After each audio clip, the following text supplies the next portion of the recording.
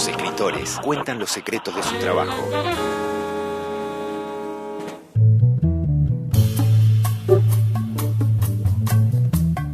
Yo escribí un diario desde los 14 años aproximadamente, escribía poesía, poemas, malos, naturalmente, a ocultas, no se los mostraba a nadie, qué sé yo, cosas que uno hace en la adolescencia que son comunes a todo el mundo, ¿no? El deseo de escribir, había esbozos de cuentos, había historias que me llamaban la atención, pero no era demasiado consciente. O sea, mi actividad que tenga que ver con la literatura se canalizaba exclusivamente como lectora. Soy Silvia Iparraguirre y soy escritora.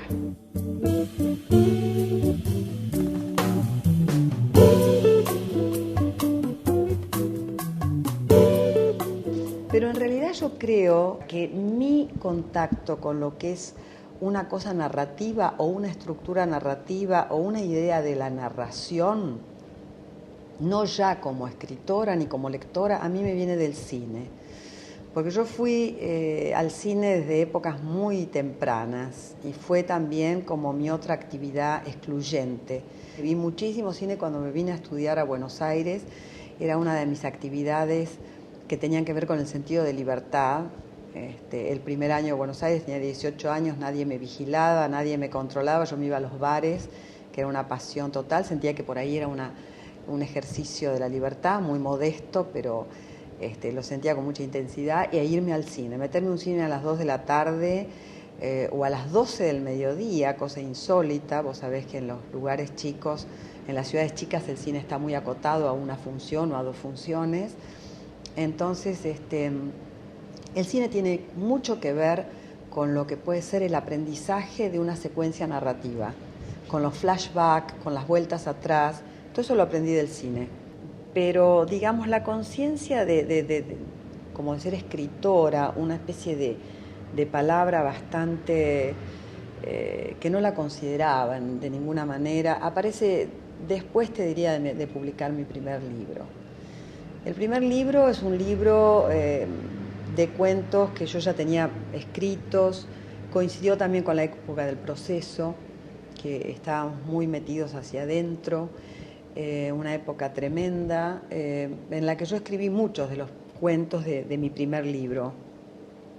No eran tiempos propicios para publicar tampoco se me presentaba como un imperativo el tema de publicar.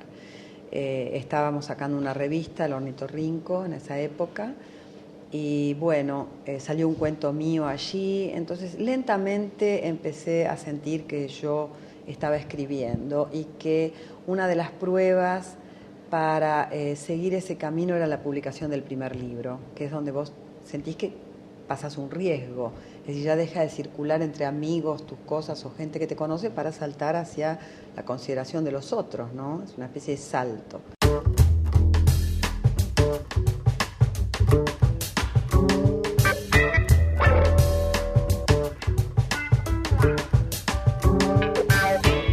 A Abelardo lo conozco porque había un poeta loco, muy rechiflado, que yo conocía de la facultad, José Antonio Barzac, que me dijo un día si quería ir a conocer gente de la literatura, escritores que se reunían en el Tortoni alrededor de una revista que él me había mostrado a mí, que se llamaba El Escarabajo de Oro.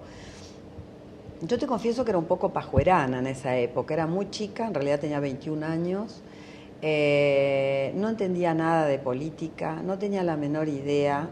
Es decir, estaba todavía empezando a armar un rompecabezas de alguien que viene de una ciudad chica de la provincia de Buenos Aires, tratando de ver esos mundos cómo se compaginaban. Yo estaba en un pensionado de monjas. Fui a la revista, increíblemente muda, y ahí lo conocí a Abelardo Castillo. Esa fue la primera vez que lo vi. Después él fue a la facultad, como te cuento, y bueno, nos empezamos a ver realmente un año después, ya no nos separamos más hasta hoy, ¿no?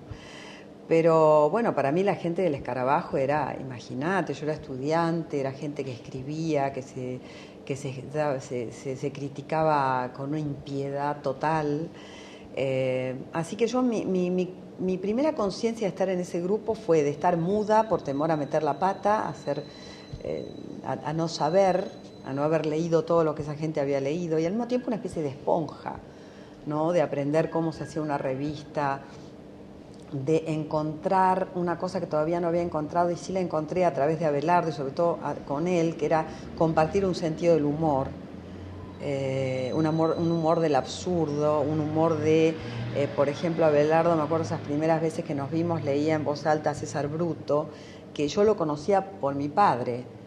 Mi papá le encantaba el humor de César Bruto, que es un humor puramente verbal, y a mí también me enloquecía, entonces encontrar esa confluencia fue importantísima.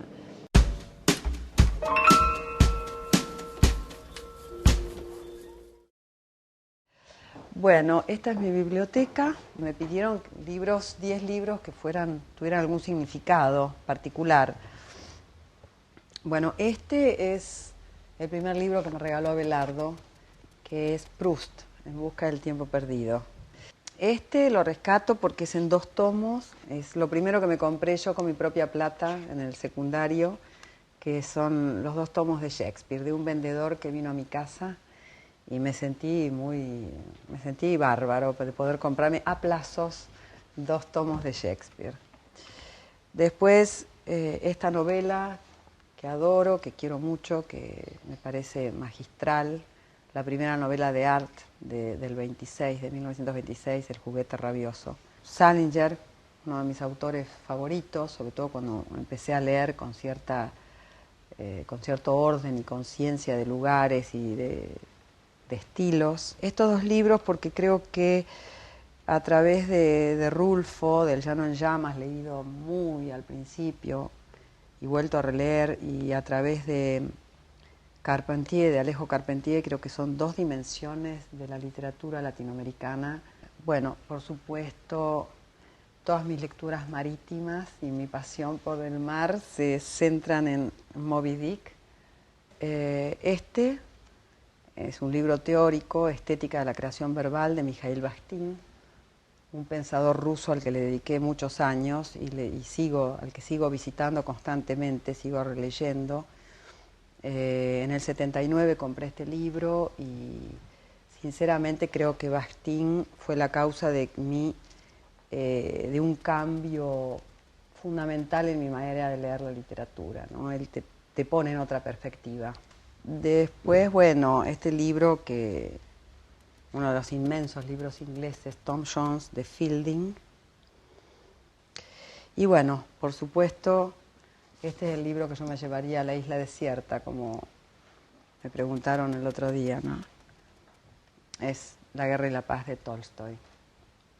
Y me faltó uno fundamental, que ya te lo voy a decir, que es Las obras completas de Borges, que me lo compré en el 75 con mi primer sueldo cuando estaba trabajando de profesora en la Boulaye en Córdoba. Salió ese invierno y me acuerdo que fue mi posesión de ese año más preciada. Así que Borges.